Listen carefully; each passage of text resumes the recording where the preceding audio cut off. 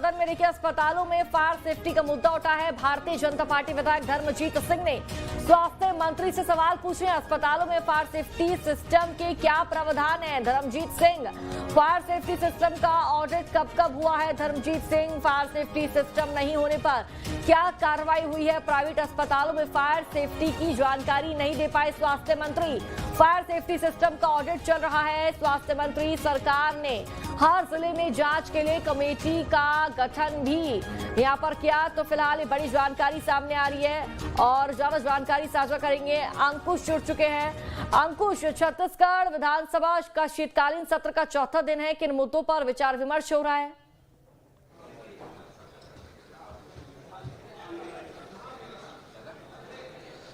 देखिए, छत्तीसगढ़ विधानसभा के शीतकालीन सत्र का तीसरी बैठक है और तीसरी बैठक में अगर हम बात करें तो जिस तरीके से आसार जताए जा रहे थे कि सदन गर्माते हुए दिखाई देगा और तस्वीरें भी वैसे ही दिखाई दी हैं।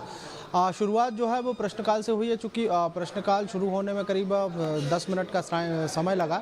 10 मिनट का समय इसलिए लगा क्योंकि आज छत्तीसगढ़ विधानसभा के अध्यक्ष के तौर पर डॉक्टर रमन सिंह के कार्यकाल का 1 साल पूरा हुआ है। उनको बधाई और शुभकामनाएं देने में करीब 10 मिनट का टाइम लगा। अलग अलग सदस्यों ने उनको बधाई शुभकामनाएं दी और जब प्रश्नकाल शुरू हुआ तो प्रश्नकाल में स्वास्थ्य विभाग के मंत्री जो हैं वो अपने ही विधायकों से घिरते नजर आए। कई तरह के सवाल लगाए गए थे, लेकिन सबसे महत्वपूर्ण सवाल ये है कि प्रदेश में जो सरकारी और गैर सरकारी अस्पताल हैं उसमें फायर सेफ्टी के सिस्टम क्या हैं, कितने अस्पताल हैं, कितने अस्पतालों में फायर सेफ्टी के सिस्टम सही पाए गए हैं और अस्पतालों में अगर फायर सेफ्टी के सिस्टम नहीं है तो उन पर क्या कार्रवाई हुई है और कार्रवाई के क्या प्रावधान है, ये सवाल पूछा गया था। भाजपा के ही विधायक धर्मजीत सिंह ने यह सवाल किया था। जवाब में स्वास्थ्य मंत्री ने कहा है कि प्रदेश में 1129 गैर सरकारी अस्पताल हैं। अगर सरकारी अस्पतालों की बात करें तो सरकारी अस्पतालों के पंजीयन का कोई प्रावधान सरकार के पास नहीं है, इसलिए उनकी संख्या जो है वो निकलकर सदन के भीतर सामने नहीं आ पाई है। रही बात फायर सेफ्टी सिस्टम की, तो उसके कुछ मापदंड है जिसमें कहा गया है कि 9 मीटर से ऊंचा अगर कोई भवन है जो 2 मंजिला है या फिर ऐसे अस्पताल जिनमें 30 बिस्तरों से ज़्यादा की संख्या है, 30 बेड से ज़्यादा मरीज वहां पर एडमिट कराए जाते हैं, तो ऐसे में उनको फायर सेफ्टी का प्रमाण पत्र लेना बहुत अनिवार्य है। कितने अस्पतालों में फायर सेफ्टी सिस्टम के प्रमाण पत्र लिए गए हैं ये सदन में जानकारी स्पष्ट रूप से मंत्री नहीं रख पाए हैं।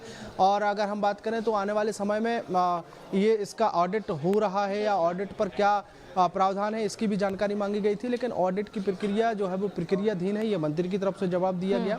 लेकिन जिन अस्पतालों में ऑडिट नहीं हुआ है और जिन अस्पतालों में फायर सेफ्टी सिस्टम पूर्ण तरीके से पुख्ता नहीं पाए गए हैं उन अस्पतालों पर क्या कार्रवाई हुई है इसका जवाब भी नहीं मिल पाया है। और यही कारण है कि बीजेपी के ही विधायक अपनी सरकार के मंत्री को घेरते नजर आए। कुल मिलाकर फायर सेफ्टी सिस्टम को लेकर हॉस्पिटल की जो स्पष्ट जानकारी निकल कर आनी चाहिए थी वो नहीं आई है।